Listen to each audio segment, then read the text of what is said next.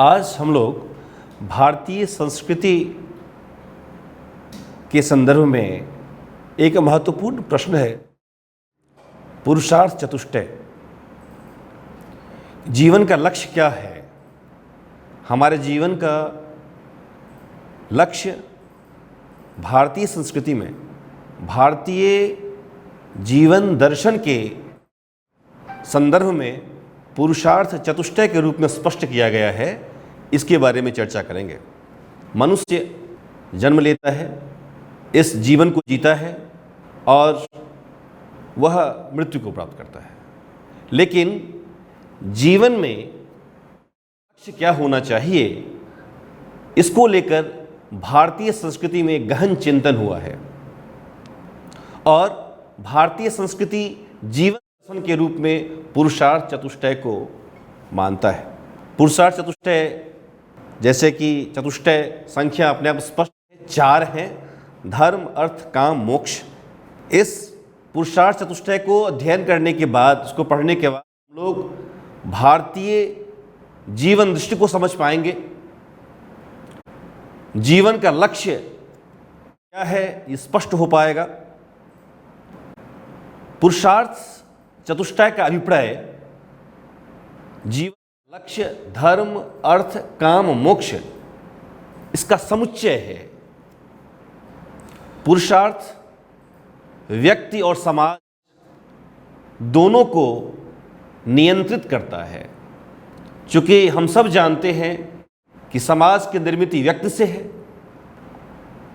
तो व्यक्ति के जीवन का जो लक्ष्य होगा वही समाज का लक्ष्य होगा। समाज व्यक्ति केंद्रित है, इसीलिए पुरुषार्थ चतुष्टय का महत्व व्यक्ति और समाज दोनों संदर्भों में है। इसमें सबसे पहला पुरुषार्थ धर्म है। धर्म यह शब्द धी धातु से बना है, जिसका अभिप्राय होता है धारण करना, अर्थात जिसको धारण किया जाए। यह एक बात मैं स्पष्ट करना चाहूंगा कि भारतीय ज्ञान परंपरा में कहीं भी आप किसी शब्द का अर्थ अपने आप स्वच्छंद रूप से नहीं ले सकते। शास्त्र में सभी शब्दों के अर्थ स्पष्ट किए गए हैं, परिभाषाएं स्पष्ट की गई हैं।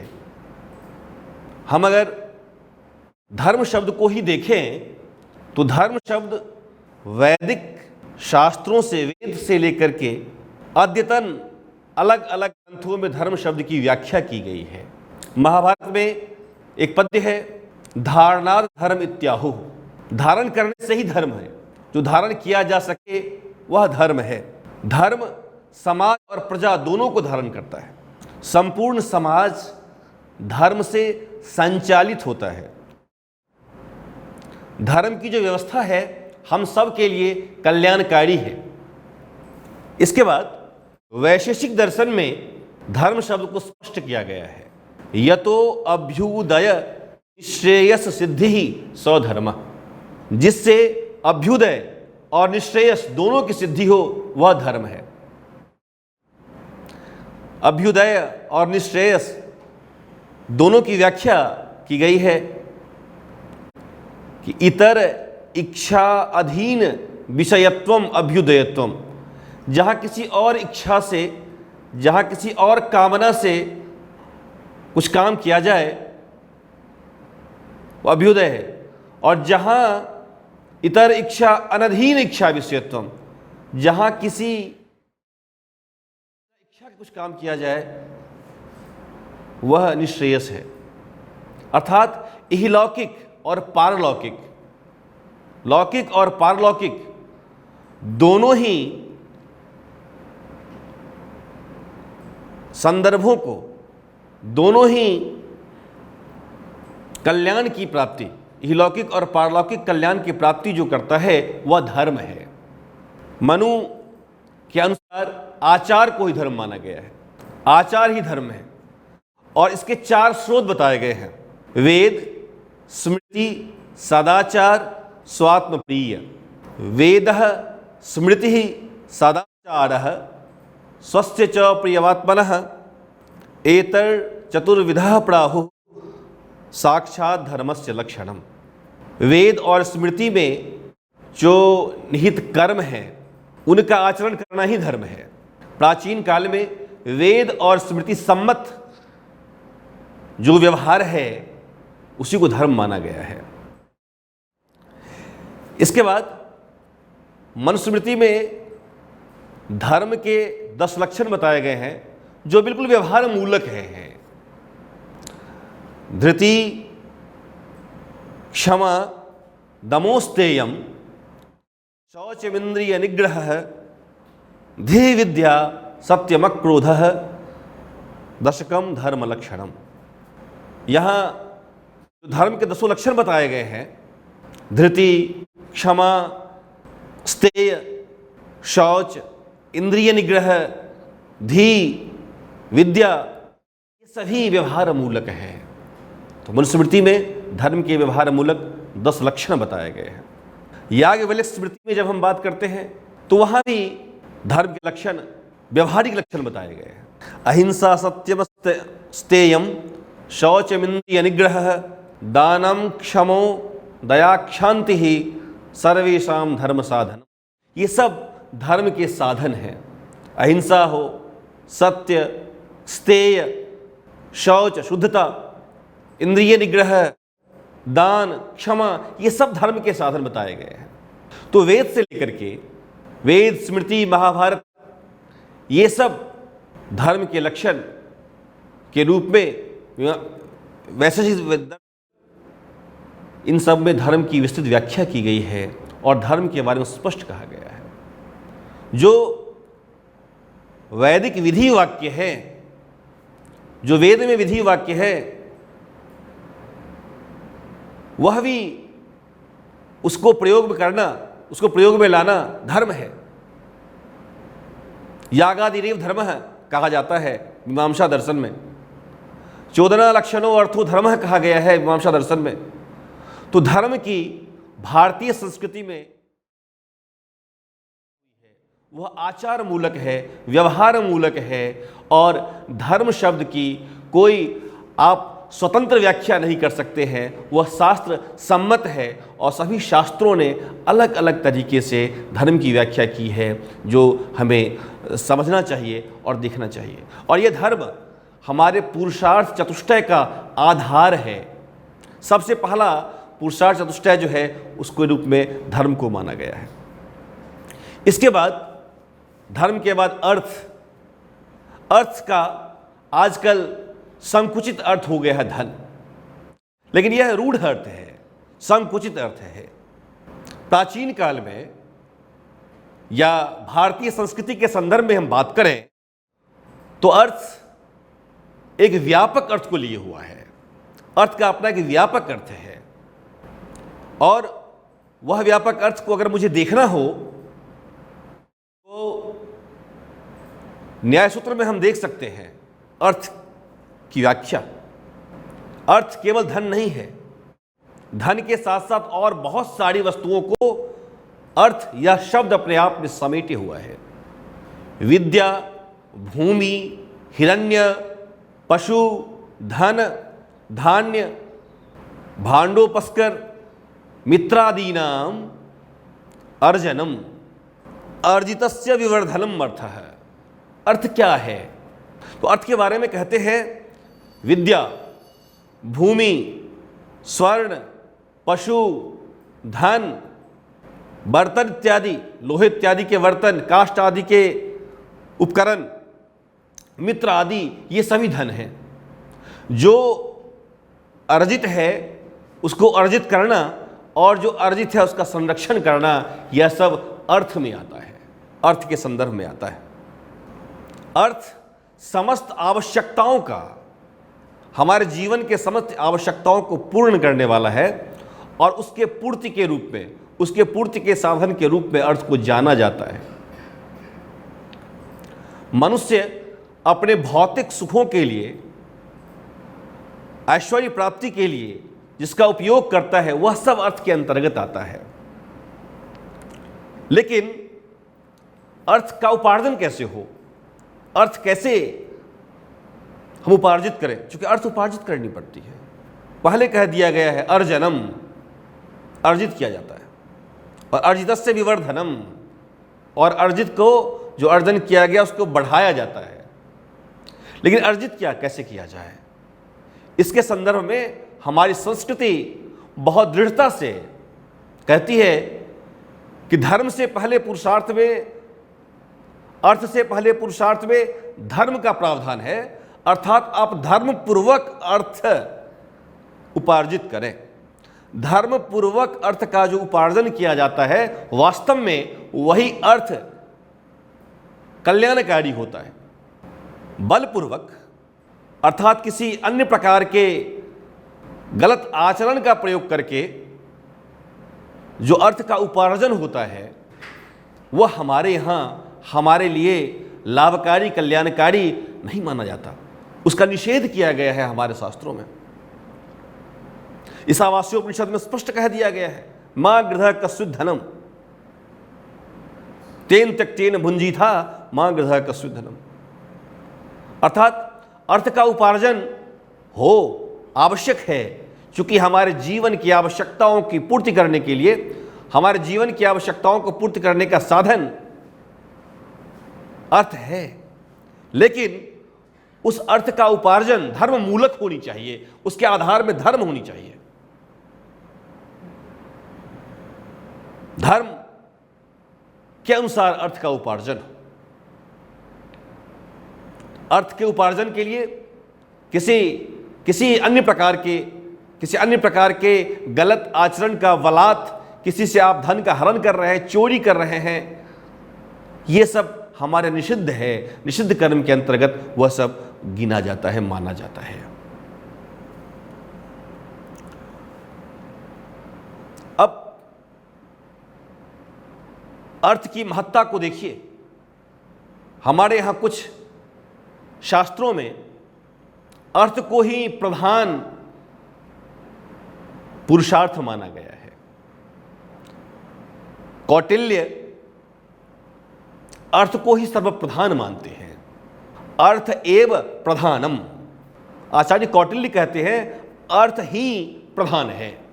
अर्थ मूलौ ही धर्म कामौ इति, अर्थ ही धर्म और काम का मूल है। तो आचार्य चाणक्य, देखिए ये बहुत ही अद्भुत हमारे संस्कृति की महानता है, हमारे संस्कृति की विविधता को यहां देख सकते हैं कि एक संदर्भ में धर्म को महत्वपूर्ण माना जाता है, लेकिन दूसरे ही संदर्भ में अर्थ को महत्वपूर्ण, सबसे प्रमुख पुरुषार्थ माना गया है। आचार्य चाणक्य, आचार्य कौटिल्य अपने अर्थशास्त्र में अर्थ को प्रमुख पुरुषार्थ मानते हैं। आचार्य कौटिल्य आगे भी लिखते हैं, सुखस्य मूलः धर्मः, धर्मस्य मूलः अर्थः। सुख का मूल धर्म है और धर्म का मूल अर्थ है। अर्थ की महत्ता पे बल देते हैं। इसके बाद हम लोग एक सुभाषित बचपन से पढ़ते हुए आ रहे हैं, विद्या ददाति विनयम विनयात याति पात्रताम पात्रत्वात् धनमाप्नोति धनात् धर्मः ततः सुखम। विद्या विनय देती है, विनय से पात्रता आती है, पात्रता से धन, धन से धर्म और धर्म से सुख। यहां एक कार्य कारण संबंध है कि धन से धर्म और धर्म से सुख।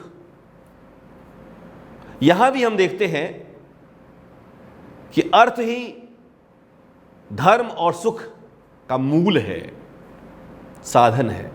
अर्थ साधन है धर्म का और धर्म सुख का साधन है।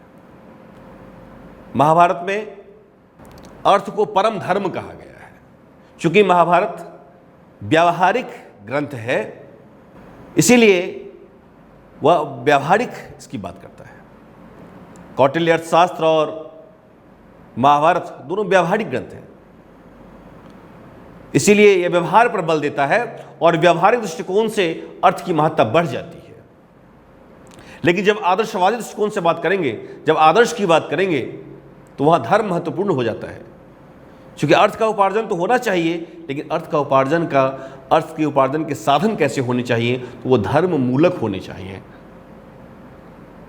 तो यह जो अंतर आपको दिखाई दे रहा है, धर्म और अर्थ में किसको प्रमुखता से, कौन प्रमुख पुरुषार्थ है, ये जो दृष्टिकोण भेद देख रहे हैं, इस दृष्टिकोण भेद का जो मुख्य कारण है वो व्यवहार और आदर्श है। व्यवहारिक ग्रंथ जितने भी हम देखेंगे, वहां अर्थ को प्रमुख पुरुषार्थ माना जाएगा और आदर्श दृष्टिकोण से जहां देखेंगे, वहां धर्म को प्रमुख पुरुषार्थ माना जाएगा। महाभारत में भी, चूंकि महाभारत व्यवहारिक ग्रंथ है, इसीलिए महाभारत में भी अर्थ को परम पुरुषार्थ माना गया है। धनमादु परमम धर्म, धन जो है वो परम पुरुषार्थ है। धने सर्वम प्रतिष्ठितम, धन में सब प्रतिष्ठित है। और इसके नीचे जो पंक्ति है वो बहुत व्यावहारिक है।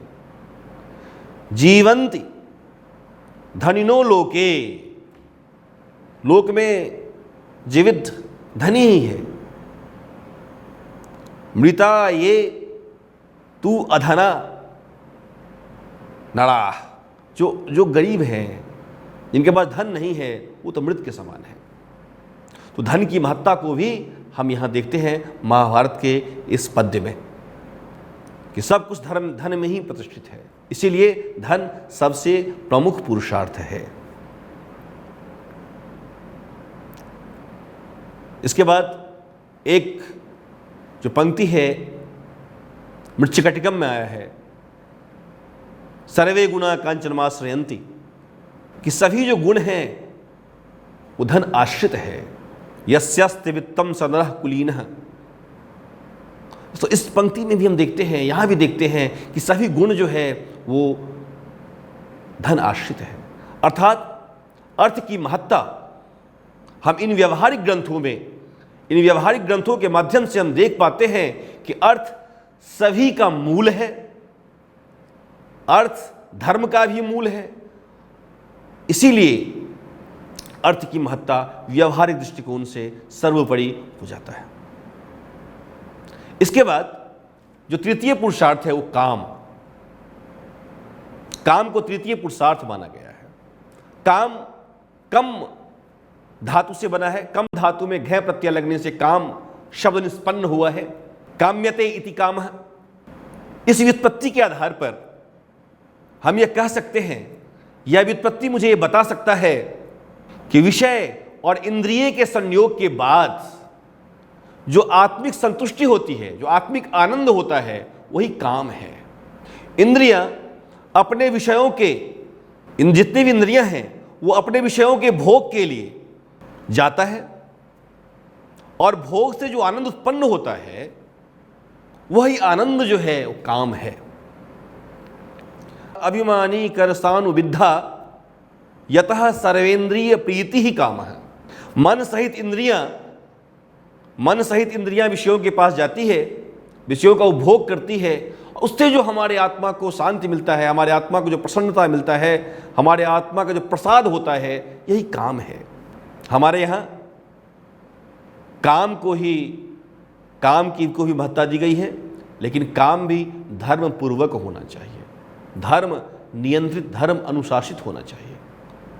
काम को लेकर के गीता में भी एक बहुत अच्छा प्रसंग आया है कि काम जब उत्पन्न होता है, जब मन में कोई अभिलाषा होती है, कामना होती है, और जब वो कामना पूर्ण नहीं होता है तो क्रोध उत्पन्न होता है, और क्रोध के उत्पन्न होने से हमारे स्मृति का विभ्रम हो जाता है, उससे बुद्धि का नाश होता है, और बुद्धि के नाश से व्यक्ति नष्ट हो जाता है। जब किसी वस्तु के बारे में चिंतन करते हैं, किसी वस्तु के बारे में हमारी अभिलाषा होती है, उस वस्तु को हम पाना चाहते हैं, और जब पाना चाहते हैं और वो नहीं मिलता है तो क्रोध उत्पन्न होता है। और क्रोध जब उत्पन्न होता है तो व्यक्ति भूल जाता है कि मैं कौन हूं, हमें क्या करना चाहिए, विवेक समाप्त हो जाता है। और जब विवेक नष्ट होता है तो व्यक्ति का बुद्धि नष्ट हो जाता है, और बुद्धि नष्ट होने के बाद व्यक्ति का नाश हो जाता है। ध्यायतो विषयान पुंसः संगस्तेषुपजायते संगात संजायते कामः कामात् क्रोधोऽभिजायते क्रोधात् भवति सम्मोहः सम्मोहात् स्मृतिविभ्रमः स्मृतिभ्रंशात् बुद्धिनाशो बुद्धिनाशात् विनश्यति। तो काम की पूर्ति न होने पे व्यक्ति का नाश हो जाता है। इसीलिए काम के बारे में चिंतन भारतीय संस्कृति में बहुत ही गंभीरता से किया गया है। क्योंकि मानव मनोविज्ञान को समझने के लिए काम को समझना भी बहुत आवश्यक है। क्या इच्छा है, क्या अभिलाषा है, उससे जो उत्पन्न है, उससे उत्पन्न जो प्रसन्नता है वो क्षणिक है, लेकिन क्षणिकता को समझने के लिए व्यक्ति को अपने मनोविज्ञान को समझना होगा। इसीलिए काम को बहुत ही विशाल से काम को बहुत विस्तृत चर्चा की गई है। लेकिन जो धर्म स्वीकृत काम है उसको प्रतिष्ठित किया गया है। कृष्ण जब स्वयं को कहते हैं कि मैं क्या हूं, जब अपने बारे में कृष्ण बताना शुरू करते हैं तो कृष्ण कहते हैं गीता में, धर्म विरुद्धेषु भूतेषु कामोस्मि भरतर्षभ। हे भरतर्षभ, हे अर्जुन, मैं काम हूं, मैं धर्म विरुद्ध भूतों में काम हूं, ऐसा बताते हैं श्री कृष्ण अपने विषय में। आपको बड़ा आश्चर्य होगा कि हमारे यहां काम को भी परम पुरुषार्थ मानने वाले परंपरा है। जो चारवाक दर्शन है, भारतीय दर्शन, क्षण दर्शन के बाद जो नास्तिक संप्रदाय है उसमें एक दर्शन है चारवाक। दो प्रकार के दर्शन हमारे यहाँ माने जाते हैं, आस्तिक और नास्तिक। नास्तिक दर्शनों में एक संप्रदाय है चारवाक का। चारवाक काम को ही परम पुरुषार्थ मानता है। चारवाक कहता है काम एक परम पुरुषार्थ है, काम ही परम पुरुषार्थ है। इसके अलावा हमारे यहाँ जब आख्यान परंपरा में देखेंगे हम, तो जो बृहद कथा, गुणाढ्य विरचित जो बृहद कथा है, उसमें एक बृहद कथा में एक जो वहाँ का राजा है नरवाहन दत्त, नरवाहन दत्त को देखेंगे हम तो नरवाहन दत्त भी इसी प्रकार के सुखवादी प्रवृत्ति का राजा है और काम को परम पुरुषार्थ मानता है। तो भारतीय संस्कृति में जहाँ एक और धर्म मूलक काम की बात की गई है, वहाँ एक और काम की भी बात की गई है, लेकिन उसके आधार में धर्म को वहाँ भी रखा गया है। तो इसीलिए काम के बारे में भारतीय संदर्भ में भारतीय संस्कृति की विशेषता यही है कि हम यहाँ जीवन में पाए जाने वाले किसी भी तत्वों को हेय नहीं मानते, हम उसकी चर्चा करते हैं और विवेक के माध्यम से ग्राही और अग्राही को विभेद करके स्पष्ट कर देता है हमारी संस्कृति कि ये आपके लिए उपयोगी है और ये आपके लिए अनुपयोगी है। ये रही काम की बात। अब हम बात करते हैं जो चौथा पुरुषार्थ है, जो पुरुषार्थ का चौथा है मोक्ष, निश्रेयस। अलग अलग मोक्ष के अलग अलग नाम हमारे यहाँ दिए गए हैं। निश्रेयस, मोक्ष।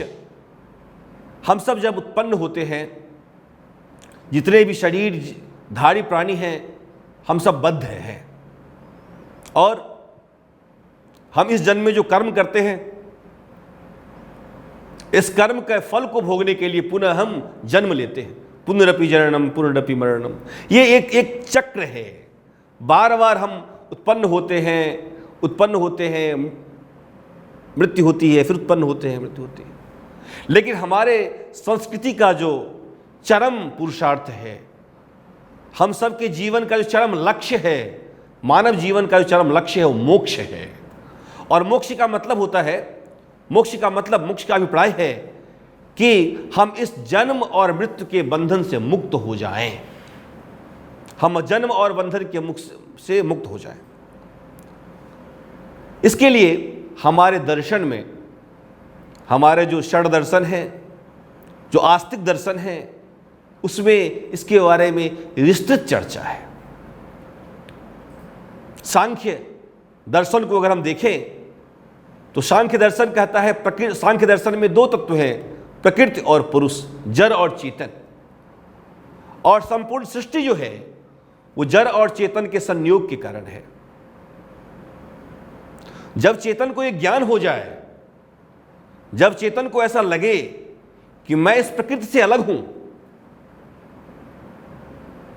तो ये विवेक ख्याति है, यही मुक्ति है, यही मोक्ष है।